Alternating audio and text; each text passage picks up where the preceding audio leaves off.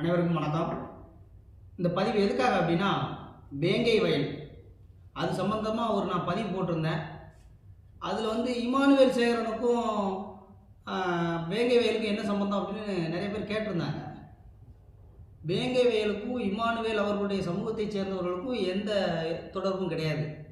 ஆனால் PCR வழக்குக்கும் Emmanuel சேகரனார் அவர்களுடைய சமூகத்தைச் சேர்ந்தவர்களுக்கும் தொடர்பு இருக்குது. ஏன்னா வேங்கை வயலில் அவன் பட்டியலினத்தைச் சேர்ந்தவர் அப்படிங்கிறது கண்டுபிடிக்கப்பட்டுருச்சு. அந்த தவறை செய்தவன் பட்டியலினத்தைச் சேர்ந்தவன் தான் அப்படிங்கிறது கண்டுபிடிக்கப்பட்டுருச்சு. இதே போல் பல இடங்களில் பிசிஆர் வழக்கு கொடுத்துருக்காங்க. பட்டியலினத்தைச் சேர்ந்தவர்கள் யார் யார், அதில் இமானுவேல் அவருடைய சமூகத்தைச் சேர்ந்தவர்கள் அடங்குவார்கள். நீங்கள் பட்டியலிருந்து வெளியேற்றம் பண்ண போகிறோம் அப்படின்னா வாழ்த்துக்கள், அதை நம்ம ஏற்கிறோம். யார் அது அவங்களோட பிரியம், எனக்கு இது பிடிக்கல, நான் வேறு இடத்துக்கு போகிறேன், அது அவங்களுடைய தனிப்பட்ட கருத்து, அதை நம்ம எதிர்க்கக்கூடிய இடத்துல நான் இல்லை. ஆனால் இப்போ நீங்கள் இமானுவேல் சேகரன் இதை வச்சுட்டீங்க அப்படின்னு சொல்கிறாங்க. ஆனால் வேங்கை வயலுக்காக அவர் இதை வைக்கல, ஆனால் பிசிஆர் அப்படிங்கிறதுக்காக தான் வச்சுருக்கு. திருநெல்வேலியில் அதாவது எப்படின்னா, ஒரு தேவர் சமுதாயத்தை சேர்ந்தவருக்கும் நீங்கள் சொன்ன மாதிரி தேவேந்திர குல வேளாளர், ஆனால் அவர்கள் பட்டியல் இனத்தை சேர்ந்தவர்கள், அப்படி தானே? தேவேந்திர குல வேளாளர்கள்னு மாறுதட்டி சொல்லிக்கோங்க, அதில் எனக்கு எந்த மாற்று கருத்து இல்லை, அது உங்களோட பிரியம், நீங்கள் என்ன வேணாலும் சொல்லிக்கோங்க. ஆனால் அவர் என்ன செய்கிறார், தேவேந்திர குல வேளாளர் சமூகத்தை சேர்ந்தவர் நான் பட்டியல் இனம் சேர்ந்து தான் வழக்கு கொடுத்துருக்கார் இந்த தேவர் சமூகத்தை சேர்ந்தவருக்கு எதிராக. ஆனால் அது இதில் நம்ம இதில் ஜாதியவே எடுக்கக்கூடாது.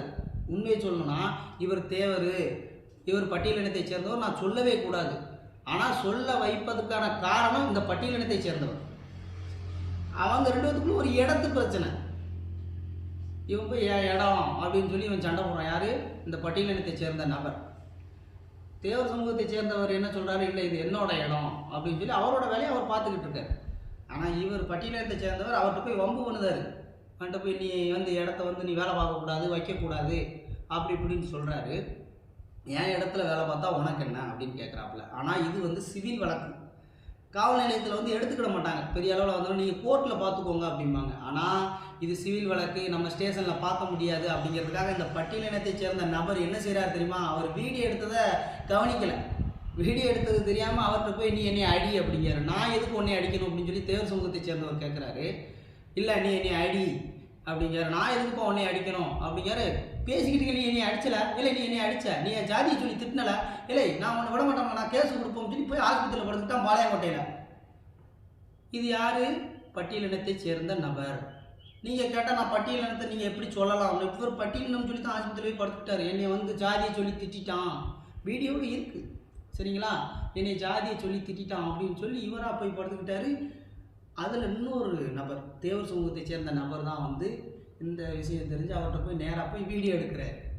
அவர் என்ன நினைச்சாரு, இவரும் நம்ம அதாவது தேவேந்திர குல வேளாளர் சமூகத்தை சேர்ந்தவர், அதாவது பட்டியலினத்தை சேர்ந்த நபர் தான் நினச்சிக்கிட்டு, ஆமாம் அவனை நான் விட மாட்டோம்ல, நான் பிசிஆர் கேஸை போட்டோம்ல, எனக்கு பிசிஆர் கேஸ் போட்டதுக்கு எனக்கு ஒரு தொகை கொடுப்பாங்க அப்படிங்கிறான். இந்த பிசிஆர் கேஸ் போட்டதுக்கு ஒரு தொகை கொடுக்குறாங்க. எவ்வளோ ஒரு எனக்குலாம் இது அசிங்கமாக சொல்லணும். ஆனால் நம்ம ஒரு தவறாக கருதக்கூடாது. ஏன்னா நம்ம எல்லோரும் பொதுவாக பார்ப்பாங்க, அதில் அசிங்கம் பேசக்கூடாது. ஏன்னா அவ்வளோ ஒரு வேதனை.